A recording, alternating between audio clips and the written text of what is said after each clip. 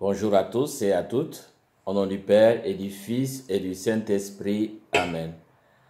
Que Dieu notre Père, qui nous aime d'un amour sans limite, soit toujours avec vous et avec votre esprit. Le Seigneur marche à nos côtés comme il l'a fait avec son peuple au temps de l'Exode. Au début de cette célébration, demandons-lui de nous montrer sa miséricorde afin que nous puissions poursuivre sereinement notre route.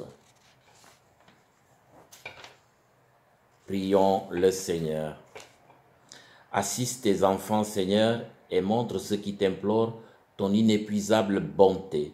C'est leur fierté de t'avoir pour Créateur et Providence. Restaure pour eux ta création et l'ayant renouvelée, protège-la par Jésus-Christ, ton Fils, notre Seigneur et notre Dieu, qui vit et règne avec toi là l'unité du Saint-Esprit, maintenant et pour les siècles des siècles. Amen. Alléluia, Alléluia, Alléluia, Alléluia. L'homme ne vit pas seulement de pain, mais de toute parole qui sort de la bouche de Dieu. Alléluia, Alléluia, Alléluia, Alléluia. Le Seigneur soit avec vous et avec votre esprit. Évangile de Jésus-Christ selon Saint Jean. Gloire à toi, Seigneur. En ce temps-là, quand la foule vit que Jésus n'était pas là, ni ses disciples, les gens montèrent dans les barques et se dirigèrent vers Capharnaüm à la recherche de Jésus. L'ayant trouvé sur l'autre rive, ils lui dirent « Rabbi, quand es-tu arrivé ici ?» Jésus leur répondit « Amen, amen, je vous le dis. Vous me cherchez non parce que vous avez vu des signes, mais parce que vous avez mangé ces pains et que vous avez été rassasiés. Travaillez donc.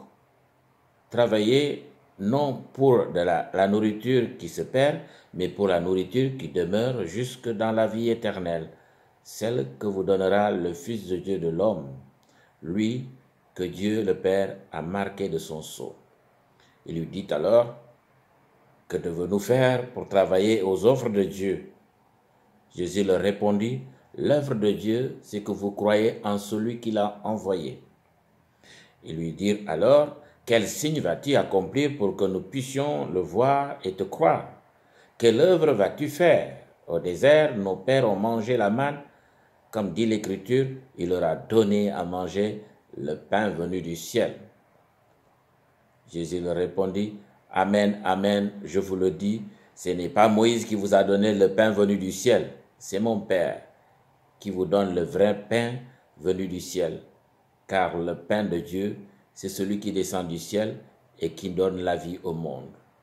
Il lui dit alors, Seigneur, donne-nous toujours de ce pain-là.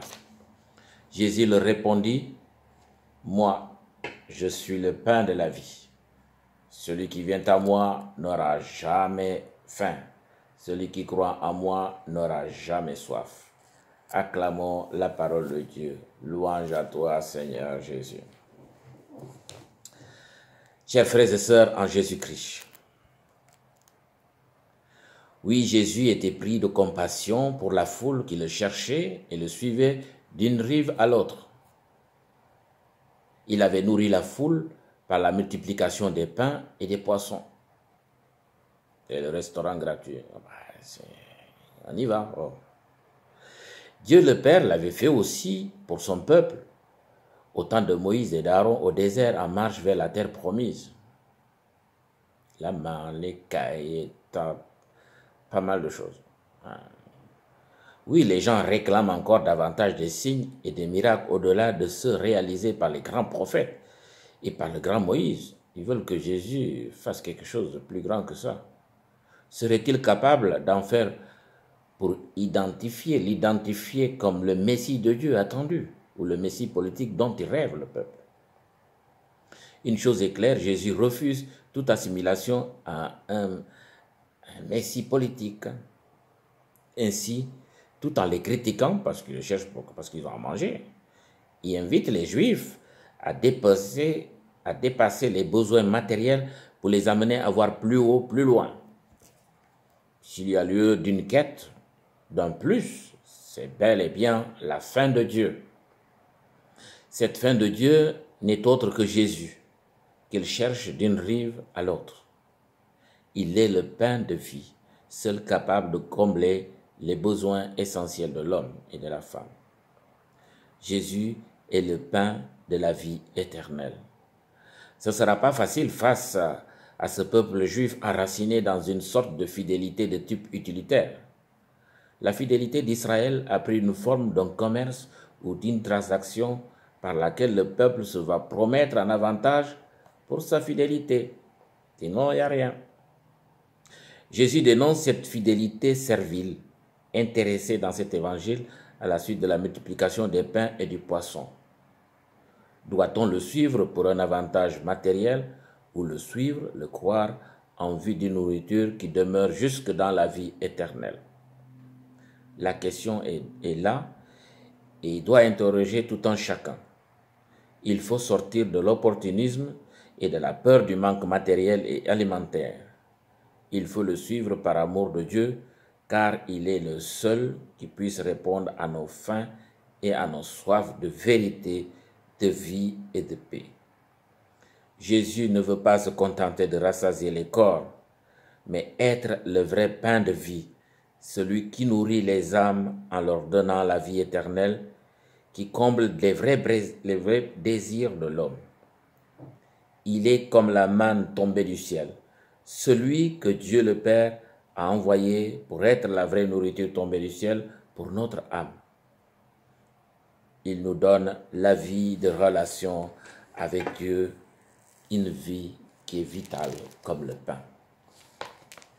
Ainsi, Jésus invite ceux qui le cherchent et l'écoutent à se procurer de cette nourriture pour l'éternité. Il nous montre comment nous pouvons parvenir à la vraie connaissance de la nourriture qu'il nous donne en sa personne comme pain de vie. En le mangeant, nous devenons ce que nous recevons, c'est-à-dire le corps du Christ, pain de la vie éternelle. De ce fait, nous devenons un homme nouveau, le nouveau peuple acquis par le sang et le corps du Christ. Cette nourriture spirituelle assure la vie de l'âme humaine. Plusieurs passages des Saintes Écritures nous le rappellent à juste titre. L'homme ne vit pas seulement de pain, mais de toute parole qui sort de la bouche de Dieu. Dans Sagesse, dans Amos, dans Deutéronome, dans Matthieu. C'est le Verbe de Dieu qui fait subsister ceux et celles qui croient en lui. Il faut donc travailler et chercher la nourriture qui ne se perd pas, celle qui nous fait demeurer dans la vie éternelle. En ce dimanche, chacun doit se demander où en est-il avec sa faim de Dieu. À quel niveau se situent nos désirs et ce qui nous tient plus à cœur.